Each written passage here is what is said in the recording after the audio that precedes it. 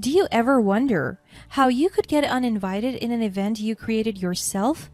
Let my mother in law Ethel tell you how. Hi, I'm Stephanie, Charles's wife. I'm no stranger to mean mother in law that are so defensive with your family that she wouldn't let anyone penetrate through. You see, Ethel has always made it clear that I didn't belong in their family. I remember when it was Ethel's birthday, and I couldn't help but feel a sense of anticipation as the family gathered to celebrate. However, as the day went on, I noticed that I was the only one who hadn't received an invitation. Everyone seemed to be busy with party preparations, but no one bothered to mention the event to me. I felt a pang of hurt in my heart, but I tried my best to brush it off and tell myself that maybe it was just an oversight. As the day went on, I couldn't shake off the feeling of being excluded. When I finally mastered the courage to ask Ethel about the birthday plans, she looked at me with a hint of surprise and indifference. Oh, I thought you wouldn't be interested. You're not really part of the family like the actual family. But I heard the wives of Charles's brothers are coming through. Oh, oops. Take a hint, sweetie. Her words cut deep and I struggled to hold back tears. I felt like an outsider in my own husband's family, and it hurt to hear Ethel confirm my fears. I quietly excused myself and went back to our home, feeling defeated and unwanted. Then a few months later, Ethel was retiring from her long and successful career. I thought this could be a chance for us to bond and build a better relationship, but once again, I was left out of the celebration. All those years, she didn't grow to change her attitude. I saw pictures of the retirement party on social media, and it stung to see everyone gather to honor her while I was nowhere to be found. I couldn't understand why Ethel treated me this way. Had I done something wrong? Did she dislike me that much? The more I dwelt on it, the more insecure I felt about my place in the family. As time went on, Ethel's remarks and exclusion continued to wear me down. It seemed like no matter what I did, I would never be accepted as a part of the family. I started to distance myself from family gatherings, afraid of facing rejection and hurt. One day, the idea of a family reunion started floating around, and I didn't even bother to get my hopes up. I know that history would repeat itself, and I would once again be excluded from the festivities. As the discussions about the reunion continued, I remained quiet, not wanting to draw attention to myself. I observed as everyone enthusiastically shared ideas and made plans for the event. My heart sank with each passing moment, knowing that I would likely be left out once again. I think it's a great idea to have a reunion. It's been way too long since we all got together. It's going to be so much fun. I can't wait to see everyone again. I miss you all. Yeah, you guys don't even have to worry. I got it. I can host it at my place, and we can all have a wonderful time together. Everyone seemed thrilled with the idea, and they began discussing potential dates and activities for the event. I sat quietly, feeling like an outsider looking in. I forced a smile and nodded along, but inside I was feeling a mix of sadness and frustration. I wanted to be a part of the excitement, join in the planning, and be included in the family reunion, but I knew that if I spoke up, I might just be met with indifference or brushed aside. One day, as I proceeded with my usual routine every day, the familiar sound of an email notification pinged on my phone, and I casually checked it, not expecting anything out of the ordinary. But as I opened the email, my eyes widened in surprise. It was from Ethel, my mother-in-law. with the subject Family Reunion Details. I read through the email with anticipation, and there it was, the specific venue and time for the family reunion. For the first time ever, I had been invited to the event that I had been excluded from the past. Oh my gosh, I can't believe it. I finally got an invitation to the family reunion. This is a big deal. I must have made a good impression on them. And they finally see me as part of the family. Okay, so it's at Serenity Gardens Resort at 6 p.m. I got to put that in my calendar. As the days of the reunion approached, I carefully planned my outfit, wanting to make a pretty appearance as Charles's wife. I picked out a stylish yet comfortable dress and paired it with some elegant accessories. I wanted to show them that I was just as much a part of the family as anyone else. I even started brainstorming ways to make a lasting impression on everyone.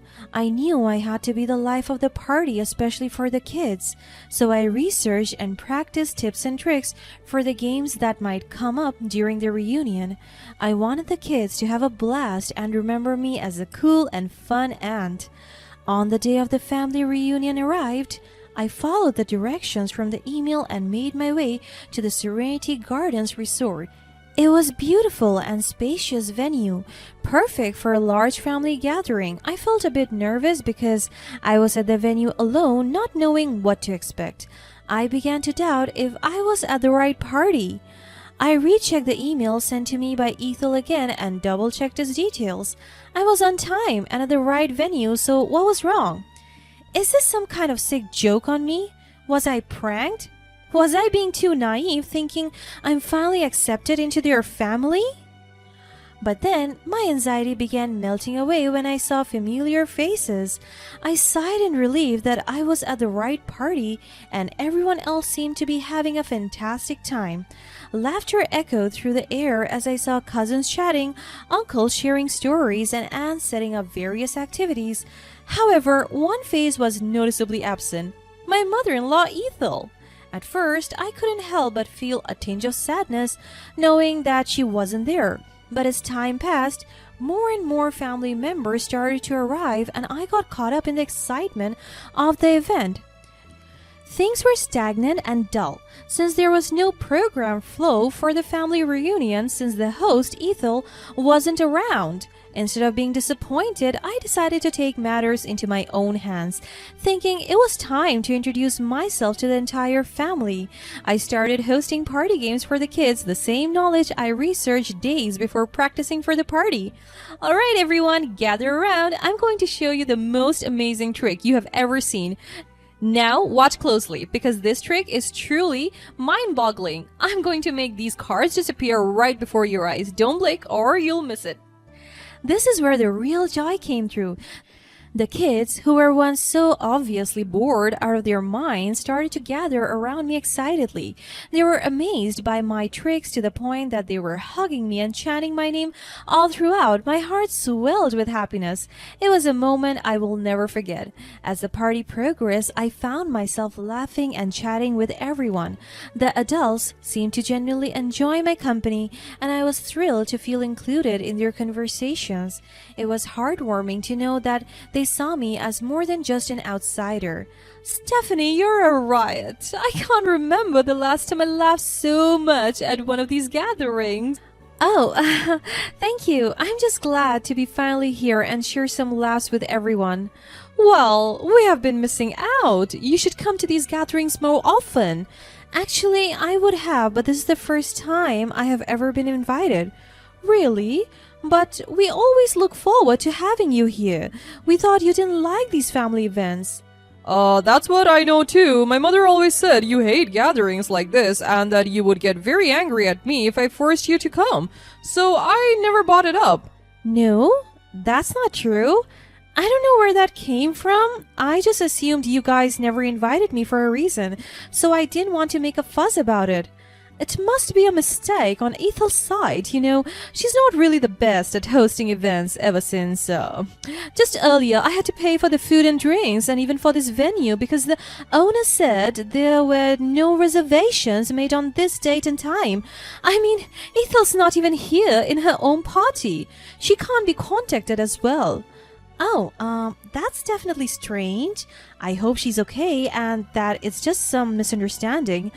Anyway, you're here now, so let's just have fun. Try the crab cakes. They're really delicious, and if you need anything else, just let me know. We want you to feel right at home here. Little did we know Ethel was waiting in a different venue alone. From what I heard, she spared no expense and put in a lot of effort to make it a memorable event. The place she reserved, Lakeside Manor, was indeed stunning with lavish decorations and flowers adorning every corner. There were elaborate chandeliers hanging from the ceiling and soft music played in the background, setting a sophisticated ambience. There was also a catering team who prepared a mouth-watering spread of gourmet dishes with its aroma filling the air. Ethel herself looked radiant, dressed in an elegant gown, looking every bit the graceful and poised hostess.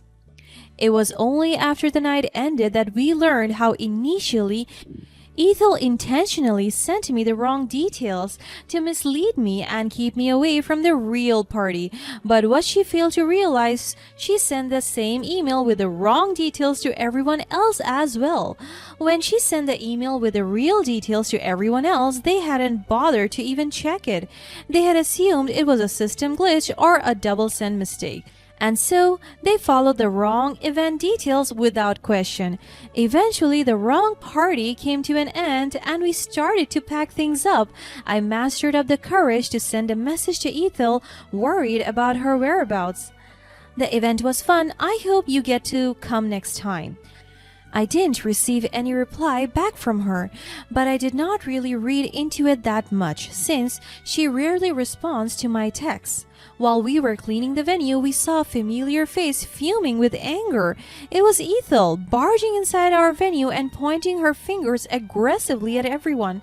What are you all doing here? You're supposed to be at Lakeside Manor. Leave this lame excuse of a party and attend mine. Everything's been set up there. What are you talking about? You sent us all an email saying it will be held at Serenity Gardens Resort. No, this was supposed to be for Stephanie only. Ethel was so quick to make her own conspiracy theories to make sense of her own mistake. Stephanie, do you have any idea what you have done? You ruined the whole party. I was taken aback by her sudden outburst but was also confused about what she was shouting at me. What do you mean? I didn't ruin anything. You weren't here earlier and we were actually having fun. Oh, spare me the act. You know what you did. Stop making me look like a fool in front of everyone. You know I intentionally sent you the wrong details to keep you away, so we could all have our family reunion in peace. Without you lingering around, you must have bribed them to come to this instead. How much did you pay them? The room fell silent as her words hung in the air.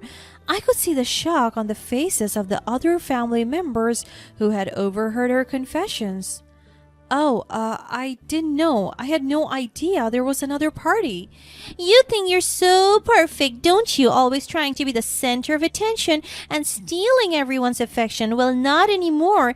I wanted to show you that you don't belong here and no one likes you. You're not part of our family and you will never be. Come on, guys. Let's leave her and go to the real party.